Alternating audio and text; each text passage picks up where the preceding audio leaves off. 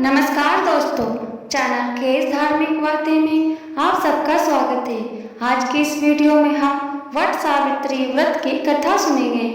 प्रसिद्ध तत्वज्ञानी अश्वपति भद्र देश के राजा थे। उनको संतान सुख नहीं प्राप्त था। इसके लिए उन्होंने 18 वर्ष तक कठोर तपस्या की, जिसके उपरांत सावित्री देवी ने कन्या प्राप्ति का वरदान दिया। इस वजह से जन्म लेने के बाद कन्या का नाम सावित्री रखा गया। कन्या बड़ी होकर बहुत ही रूपवान हुई।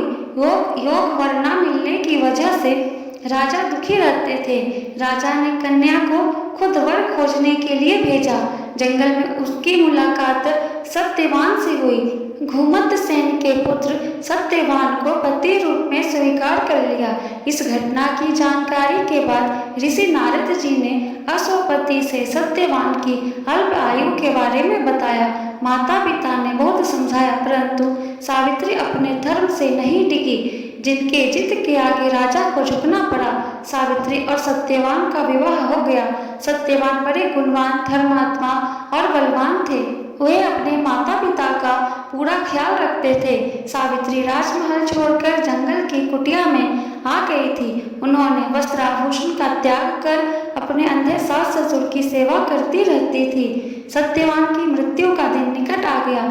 नारद ने सावित्री को पहले ही सत्यवान की मृत्यु के दिन के बारे में बता दिया था।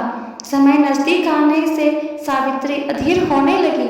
उन्होंने 3 दिन पहले से ही उपवास शुरू कर दिया। नारद मुनि के कहने पर पितरों का पूजन किया।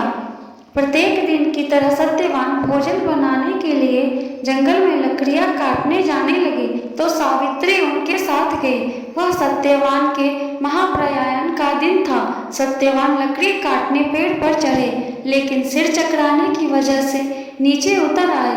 सावित्री पति का सिर अपनी गोद में रखकर उन्हें सहलाने लगी। तभी यमराज आते दिखे, जो सत्यवान के प्राण लेकर जाने लगे। सावित्री भी यमराज के पीछे पीछे जाने लगी। उन्होंने बहुत मना किया, परंतु सावित्री ने कहा, जहाँ मेरे पतिदेव जाते हैं वहाँ मुझे जाना ही चाहिए। बार बार मना करने के बाद भी सावित्री पीछे पीछे चलती रही। सावित्री की निष्ठा और पति प्रायणता को देखकर यम ने एक एक करके वरदान में सावित्री के अंधे सास ससुर को आंखें दी, उसका खोया हुआ राज्य दिया और सावित्री को लौट जाने के लिए कहा। वह लौटे कैसे? सत्यवान के प्राण तो यमराज लिए जा रहे थे। यमराज ने फिर कहा कि सत्यवान को छोड़कर चाहे जो मांगना चाहे मांग सकती हो। इस पर सावित्री ने कहा, 100 संतानों और सौभाग्यवती का वरदान मांगा। ने बिना विचारे प्रसन्न होकर तथास्तु बोल दिया। वचनबद्ध यमराज आगे बढ़ने लगे।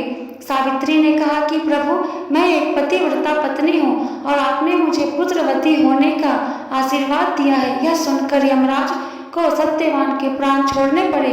सावित्री उसी वट वृक्ष के पास आ गई जहाँ उसके पति का मृत शरीर पड़ा था। सत्यवान जीवित हो गए। माता पिता को दिव्य ज्योति प्राप्त हो गई और उनका राज्य भी वापस मिल गया। इस प्रकार सावित्री सत्यवान चिरकाल तक राज्य सुख भोगते रहे। अंततः पतिव्रता सावित्री की तरह ही अपने सास ससुर का उचित पूजन करने के साथ ही अन्य विधियों को प्रारंभ करें।